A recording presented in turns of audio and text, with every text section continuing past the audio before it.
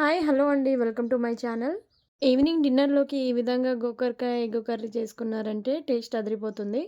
చపాతీలోకైనా, అన్నంలోకైనా best combination అని చెప్పొచ్చండి. ఇక రెసిపీలోకి వెళ్ళిపోదాం. స్టవ్ ఆన్ చేసుకొని ఒక కడాయి పెట్టుకొని అందులో తగినంత ఆయిల్ వేసుకొని ఒక టీ స్పూన్ పోపు దినుసులు వేసుకోవాలి.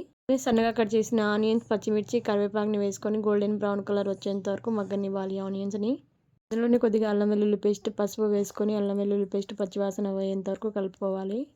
తర్వాత గోకరకాయలని సన్నగా కట్ చేసి కొద్దిసేపు ఉడకనివ్వాలి. ఉడికిన గోకరకాయలని నీళ్ళు లేకుండా వంపేసి ఇందులో యాడ్ చేసుకొని కొద్దిగా ఉప్పును కూడా యాడ్ చేసి కలుపుకోవాలి.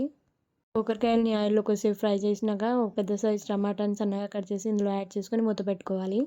టమాటాలు మగ్గిన తర్వాత మనం తినే స్పైస్‌ని బట్టి కొద్దిగా కారం, ఉప్పు, ధనియాల పొడి, గరం మసాలా యాడ్ చేసి వీడియోలో చూపించిన విధంగా కలుపుకోవాలి. నేను గోకరకాయలని ముందుగానే ఉడికించుకున్నాను కాబట్టి ఎక్కువగా ఫ్రై చేస్తలేను. కొద్దిగా ఫ్రై అయిన తర్వాత ఒక 4 ఎగ్‌లని పగలగొట్టి మూత పెట్టుకోవాలి. తర్వాత మూత తీసి వీడియోలో చూపించిన విధంగా కొద్దిగా కలుపుకోవాలి. పగలగొట్టినప్పుడు వెంటనే కలుపుకుంటే నీసు వాసన వస్తుంది. వీడియోలో చూపించిన విధంగా ఎగ్ బాగా ఉడికిన తర్వాత సన్నగా కట్ చేసుకున్న కొత్తిమీరని పైనుంచి యాడ్ చేసుకుంటే ఎంతో టేస్టీగా గోకరకాయ ఎగ్ కర్రీ రెడీ అయిపోతుంది. చపాతీలోకైనా, అన్నంలోకైనా బెస్ట్ కాంబినేషన్ అని చెప్పేసి అనొచ్చు. ఒకసారైనా ట్రై చేయండి. Subscribe to my channel.